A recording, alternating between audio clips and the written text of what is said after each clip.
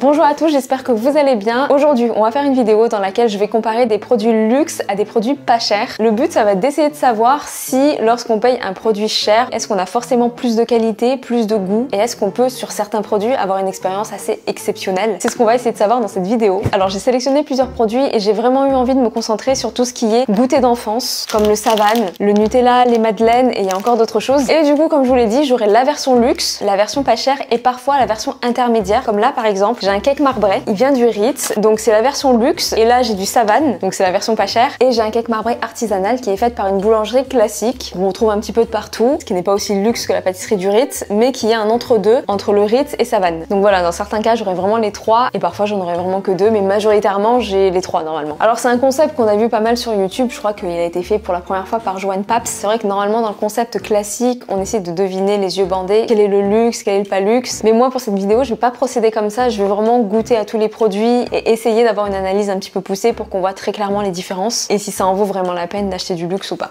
Voilà, bah écoutez, je pense que j'ai tout dit. Ah oui, petite parenthèse, je voulais vous remercier par rapport à vos retours sur la vidéo de la semaine dernière. Ça m'a fait énormément plaisir de vous lire. J'ai lu absolument tous les commentaires. C'était un format vraiment que j'avais jamais fait sur ma chaîne et je vois que ça vous a plu, donc il y en aura d'autres comme ça. Et j'ai peut-être une petite surprise pour vous à la fin du mois, mais je vous en parle la semaine prochaine. C'est parti, on commence avec les madeleines. J'ai donc une madeleine de luxe, une madeleine artisanale et une madeleine industrielle. J'ai pas choisi n'importe quelle industrielle parce que je l'ai quand même prise bio. Je me suis dit pourquoi ne pas essayer justement de prendre une très bonne madeleine industrielle pour voir si ça équivaut presque ou pas à une madeleine artisanale, voire haut de gamme. On sait jamais, parce que le but c'est vraiment d'analyser sans forcément dire que l'industriel est moins bon que l'artisanal. Il y a quand même du très bon industriel, ça faut qu'on se l'avoue. Après au niveau de la composition c'est autre chose. Là on est quand même sur du bio, donc il peut y avoir un petit niveau quand même. On va voir. En tout cas, la madeleine de luxe au comptoir du Ritz coûte 5 €. Elle est vraiment très jolie. Et au comptoir du Ritz ils sont vraiment trop sympas parce qu'ils m'en ont offert une deuxième et ils sont trop cool. J'aime trop aller là-bas. Donc là voici, je pense qu'elle s'est un petit peu abîmée dans le transport. On voit bien les grains de vanille. Il y a un petit glaçage par-dessus. Juste ici j'ai une madeleine de boulangerie artisanale. Donc elle est comme ceci. On est vraiment sur une madeleine assez classique. On n'a pas de glaçage à l'extérieur. C'est pas non plus très travaillé. C'est assez basique mais pourquoi pas. Et cette madeleine coûte 1 €. Ensuite pour l'industriel j'ai 10 madeleines bio qui coûtent 3,29 €. Ça fait environ 33 centimes la madeleine. On va voir ce que ça donne. Elles sont emballées dans des sachets individuels. Je vais vous la montrer. En même temps je vais vous montrer les trois. Donc la madeleine bio est comme ça. Elle a quand même une très jolie couleur. Ça c'est la madeleine de boulangerie. On voit déjà qu'en termes de texture c'est beaucoup moins lisse. Et là on a la madeleine du comptoir du Ritz, un peu plus travaillée. Donc du coup 33 centimes, 1 € et 5 €. Au niveau du visuel je pense qu'on sera tous d'accord pour dire que celle-ci est quand même plus jolie que les autres. L'industrielle est quand même bien lisse, elle a un aspect parfait. Et celle-ci est moins parfaite mais elle a un côté quand même fait maison. Maintenant je vais voir l'odeur parce qu'il faut savoir que l'odeur c'est quand même très important. Et je pense qu'avec l'odeur on va avoir de très grosses différences. Waouh, elles sont très bon, elles sont vraiment la vanille. J'aime beaucoup. Elles sentent la gourmandise. Celle de boulangerie. Ça sent la vanille, mais ça sent peut-être pas une vanille aussi naturelle que la vanille du Ritz. Et l'industriel, je sais pas comment expliquer, mais c'est vraiment une odeur très industrielle. Ça sent un petit peu la levure, mais c'est une odeur que je connais ça. Je vais commencer par l'industriel du coup.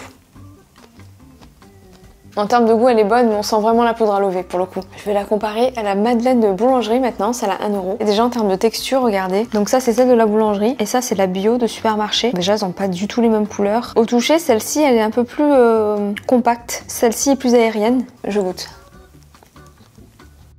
Oh, il y a un monde. Wow, c'est super bon. Comme je disais, celle-ci est un peu plus compacte, autant au toucher qu'au goût. Celle-ci est un peu plus élastique. Elle est plus rebondie. On a vraiment ce côté naturel, fait maison. On sent un petit goût de vanille. Je regoute l'industriel. C'est bon, mais ça n'a rien à voir. Maintenant, on passe au comptoir du Ritz. Non, mais la vanille, elle est en puissance. Regardez comment c'est à l'intérieur. C'est moins fluffy que la madeleine en boulangerie, mais ça a l'air trop bon. Ok, je goûte. La vanille est hyper puissante. On voit les petits grains de vanille, donc on voit que c'est de la vraie vanille. Enfin, entre guillemets, c'est pas forcément un arôme chimique. Et ça fait toute la différence. On sent qu'on a vraiment des ingrédients de qualité. Mais celle de boulangerie est quand même très bonne aussi. Si je dois faire une critique, c'est que celle du comptoir du Ritz c'est un peu trop sucré à cause du glaçage. Mais néanmoins, ça reste quand même très bon. C'est appréciable en fait de ressentir qu'on a des ingrédients de qualité. On a un bon beurre à l'intérieur. La vanille est belle. J'en sens aussi un petit goût de citron, mais ça je pense que c'est dans le glaçage. Donc voilà. Alors en conclusion, j'ai envie de vous dire que les madeleines industrielles sont quand même très bonnes. mais après elles ne valent pas du tout la madeleine du comptoir du Ritz. On s'en doutait un petit peu, mais la madeleine de la boulangerie artisanale est quand même très bonne. On est sur quelque chose de bien travaillé, quelque chose de chaleureux qui fait vraiment fait maison sans être trop sophistiqué. C'est du simple et efficace. Si j'ai envie de quelque chose de bien travaillé pour offrir par exemple à quelqu'un, j'irai plus au comptoir du Ritz parce qu'on est vraiment au top du top de la madeleine, mais la madeleine en boulangerie classique se défend très bien et je pourrais me contenter de ça. Après c'est une évidence qu'il y a quand même un peu plus de travail et des ingrédients extrêmement qualitatifs au Ritz. On peut pas dire que c'est du même niveau. On passe au suivant. On continue avec la pâte à tartiner. Pour l'industriel, j'ai du Nutella et pour le luxe, j'ai une pâte à tartiner Alain Ducasse. Et j'ai un entre-deux, j'ai la pâte à tartiner Cyril Lignac. Alors Alain Ducasse, il propose sa pâte à tartiner à 20 €, c'est quand même un prix, mais après il faut savoir que Alain Ducasse c'est quand même le chef le plus étoilé au monde. Il a 20 étoiles au guide Michelin, c'est quand même énorme. C'est une pâte à tartiner aux pralinées noisettes et aux amandes. Autant vous dire que celle-ci je la connais déjà. Alors hop, je trouve que le packaging est quand même très beau. On est sur du verre, j'aime beaucoup. Même à ce niveau-là, ça a vraiment un côté artisanal et on sent très fort la noisette. Donc je vais la regoûter.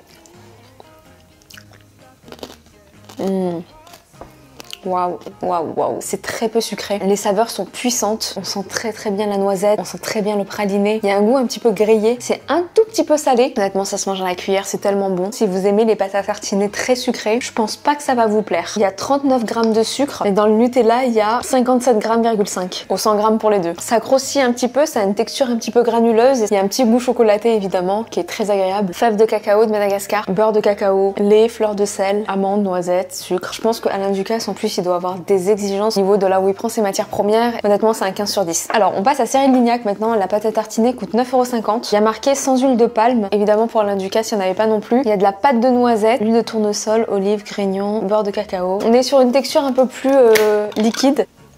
On sent directement que c'est de l'artisanal. Par contre, elle est un peu trop sucrée pour moi. Elle est bonne, mais c'est pas mon délire, je le sens. Maintenant, si je dois la comparer à la pâte à tartiner Alain Ducasse, je préfère la texture de celle-ci. J'aime le fait qu'il n'y ait pas beaucoup de sucre. Par contre, elles ont un truc en commun, c'est l'authenticité. Vous voyez qu'il y a de beaux produits dedans. Je pense que celle-ci, elle serait vraiment meilleure avec moins de sucre et avec une texture peut-être plus épaisse. Après, ça reste mes goûts personnels. Donc voilà. Mais du coup, on va voir si la Nutella est meilleure ou pas que la Cyril Lignac. Ça fait très longtemps que j'ai pu manger de Nutella. Ok, c'est parti. La Nutella, je l'ai payée 2,86 € il me semble. On sent que c'est de l'industriel, on sent que les matières premières ne sont pas exceptionnelles, on sent que l'arôme de vanille n'est certainement pas naturel, c'est trop sucré. Mais vous voyez, je préfère déjà la texture du Nutella plutôt que celle de Cyril Lignac. Attendez, je regoute la Alain Ducasse. Waouh. Si je dois faire un classement, numéro 1 Alain Ducasse, numéro 2 Nutella et numéro 3 Cyril Lignac. Donc voilà, on passe au suivant.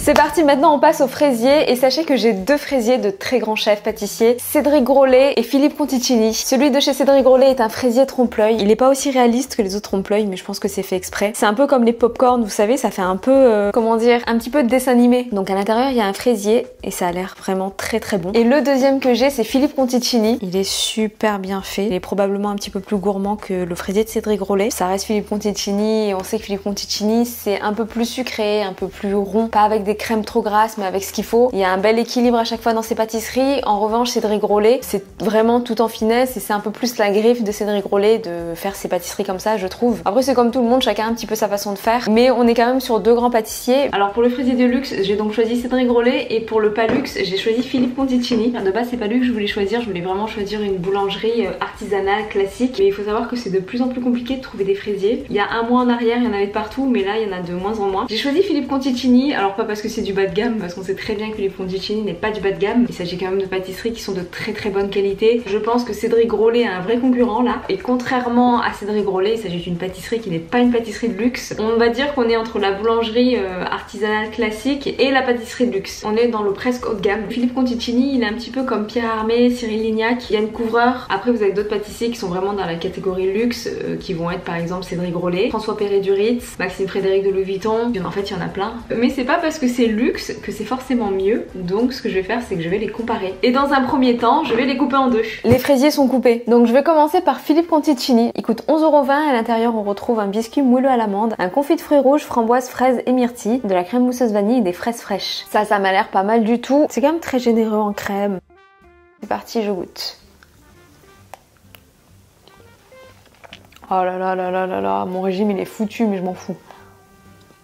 Honnêtement c'est super bon. En fait tout ce qui est à l'intérieur, donc le coulis, le biscuit moelleux aux amandes et la crème sont pas trop sucrés. Et ce qui vient un petit peu sucrer le tout, ça reste le chocolat blanc autour. Enfin, ça apporte un petit peu de croquant, enfin pas énormément parce que c'est quand même fin. Mais quand ça fond, ça vient un petit peu sucrer le tout. Les fraises sont pas très sucrées, elles sont parfaites, elles ont une petite pointe d'acidité. Donc du coup ça rajoute une dimension à la pâtisserie. Il y a un beau jeu de texture. Le biscuit moelleux aux amandes est très bon, mais par contre il a pas énormément de goût. Je me reprends. Il est très bon, mais il a pas vraiment le goût de l'amande. C'est très léger. Du coup ça prend pas le dessus et ça c'est bien. De toute façon qu'on se le dise, hein, fraises et amandes, c'est la base. Fraises pistache aussi. Putain, je suis en train de le dégommer. Maintenant, je goûte Cédric Grolet. Vous voyez, vous avez le biscuit japonais, le coulis de fraises et la crème diplomate à la vanille. Je prends avec une cuillère, mais vraiment, pour moi, les fruits, ça se mange vraiment à la main.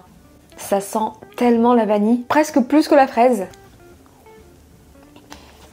Oh mon dieu. La fraise, elle a tellement de puissance. La vanille aussi. La crème diplomate, c'est une dinguerie. Elle est parfaite. Bon, ça se mange pas parce que du coup, c'est vraiment le truc du fruit. En fait, j'hallucine sur la puissance de la vanille. La fraise aussi. Par rapport à Philippe Conticini, on était dans une fraise qui était un peu plus étouffée par les textures, même si elle était quand même valorisée par les autres textures, parce qu'on avait de la crème, on avait un gâteau moelleux. En bouche, au milieu de tout ça, la fraise entière, elle avait d'abord un aspect assez frais, elle apportait de la fraîcheur, puis ensuite elle se noyait très vite en bouche. Là, par contre, la fraise, elle reste puissante, mais tout le long de la bouchée. Elle a une belle longueur, la vanille est longue en bouche. Le biscuit japonais, il est tellement bon. J'ai jamais mangé un biscuit japonais aussi bien fait. La texture, elle est dingue. C'est pas non plus trop sucré. J'ai oublié de le préciser. Là, on a deux pâtissiers de renom et autant vous dire qu'il y a quand même une énorme différence entre les deux. Comme je disais tout à l'heure, chacun a sa personnalité, donc chacun a sa créativité. Après, Philippe Conticini, qu'on se le dise, ça reste un fraisier qu'on peut voir un petit peu partout. On est sur un fraisier très classique, il a su sublimer. On sent qu'on est sur des beaux ingrédients. En revanche, chez Cédric Grolet, on a vraiment plusieurs valeurs ajoutées. De un, c'est quand même un trompe-l'œil. On a quand même une recherche artistique qui est un petit peu plus poussée. On a aussi beaucoup plus de puissance dans les saveurs. Sur un travail qui est d'une délicatesse mais infinie. J'ai pas les termes. On est sur quelque chose qu'on n'a jamais vu ailleurs et on est donc sur une expérience qui est un peu plus profonde. Mais ça, j'ai envie de vous dire, c'est les caractéristiques du luxe, d'offrir une expérience différente de ce qu'on trouve ailleurs. C'est pour ça que je disais que Philippe Conticini n'avait pas forcément un positionnement luxe, contrairement à Cédric Grolet. Quand vous êtes dans le luxe, que ce soit un grand hôtel, une boutique de vêtements, peu importe, dans tous les cas, on vous promet une expérience exceptionnelle. C'est vraiment ce qui différencie le luxe du haut de gamme et du reste. Dans le marketing de luxe, les phrases d'accroche, c'est vraiment vous serez dans une bulle, vous serez coupé du temps, venez vivre une expérience inoubliable, promet quelque chose d'absolu un petit peu. Et je trouve que chez Cédric Grolet, ça reste une expérience quand même assez forte. Après, on reste dans le domaine de la pâtisserie évidemment, mais c'est quelque chose qu'on n'a jamais goûté ailleurs, c'est quelque chose d'unique, c'est quelque chose qui est un petit peu inexplicable. Voilà, quand vous êtes dans le luxe, le temps s'arrête. Et ça, c'est l'expérience un petit peu Cédric Grolet. Quand vous appréciez, évidemment, si vous aimez pas les saveurs, vous aurez rien, mais quand vous aimez ce que vous mangez, vous avez l'expérience luxe. Chez Philippe Conticini, c'est autre chose. Un petit peu comme Pierre Hermé, Cyril Lignac, c'est très bon, vous avez une bonne expérience, on prend énormément de plaisir à manger les pâtisseries. Il y a un très bon rapport qualité-prix, au niveau des quantités aussi. Voilà, c'est deux choses différentes. Mais si vous me demandez qu'est-ce que je préfère, je vais vous dire que je préfère plus Cédric Grolet. Pour le coup, je mets un 8,5 sur 10 pour Philippe Conticini et je mets un 9,5 sur 10 pour Cédric Grolet. Ok, maintenant on va passer au cake marbré et j'avais vraiment hâte parce que celui de François Perret apparemment est un des meilleurs cakes marbrés du pays ou de Paris, je sais plus. Il coûte 9,76 € très exactement. En fait, les parts de cake marbré sont vendues au poids et je ne savais absolument pas. Quand vous commandez une part sur internet, vous l'avez pour 7 € et ensuite au comptoir du Ritz, c'est au poids. Juste ici, j'ai une part de cake marbré de boulangerie artisanale, elle vient de chez Meunier. Il y a une particularité en plus, c'est qu'elle a du chocolat tout autour et elle coûte 4 €. Et ensuite là j'ai une part de Savane, 3,86 € le cake marbré entier. Ce qu'on va comparer dans un premier temps, c'est avec la marbrure et on peut déjà voir que celle du Ritz est incroyablement belle. Elle est toute en finesse. Là on a la marbrure du cake artisanal de boulangerie de moyenne gamme. En fait Meunier c'est une boulangerie de moyenne gamme mais c'est une boulangerie qui a quand même eu pas mal de récompenses. Donc quand je dis moyenne gamme, ça veut pas forcément dire que c'est mauvais et que le luxe forcément c'est mieux, c'est juste deux positionnements différents. Et même l'artisanal ça peut être très bon. Au niveau de l'odeur, celui-là sent bien le cacao, celui-là sent plus le cacao que celui-ci, mais lui il a une odeur très forte de beurre aussi. Et celui-ci, il a l'odeur industrielle. Il a un peu la même odeur que la madeleine, mais ça sent quand même très bon, qu'on se le dise. Après je vous l'ai dit, je suis pas là pour être contre l'industriel, il y a quand même du très bon industriel. Après c'est sûr qu'en termes de produits chimiques, il y en aura moins au Ritz et moins chez Meunier. Bref, je vais commencer par le Savane, ça fait des années que j'ai plus mangé ça. C'est bon, je viens de prendre un verre de lait et le tremper dedans. C'est quand même bien sucré, on sent pas vraiment le goût du cacao. En fait c'est un marbré qui a un goût uniforme. Voilà. Maintenant je vais goûter celui du comptoir du Ritz. Attendez, je vais couper un bout.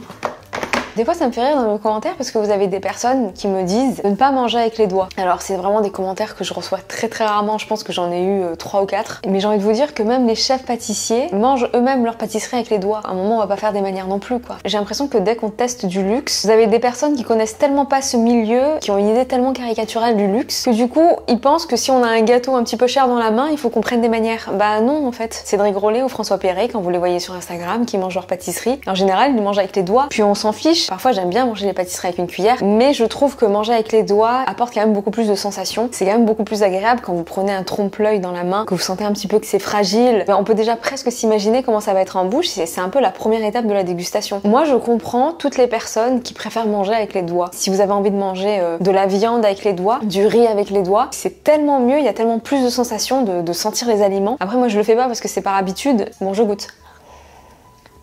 Oh la texture, je m'attendais pas à ça. La texture elle est incroyable. J'ai jamais senti une texture comme ça sur un cake marbré. Là j'ai pris sur le bord et on sent bien le côté caramélisé avec la réaction de Maillard. Maintenant je vais prendre un peu plus vers le centre.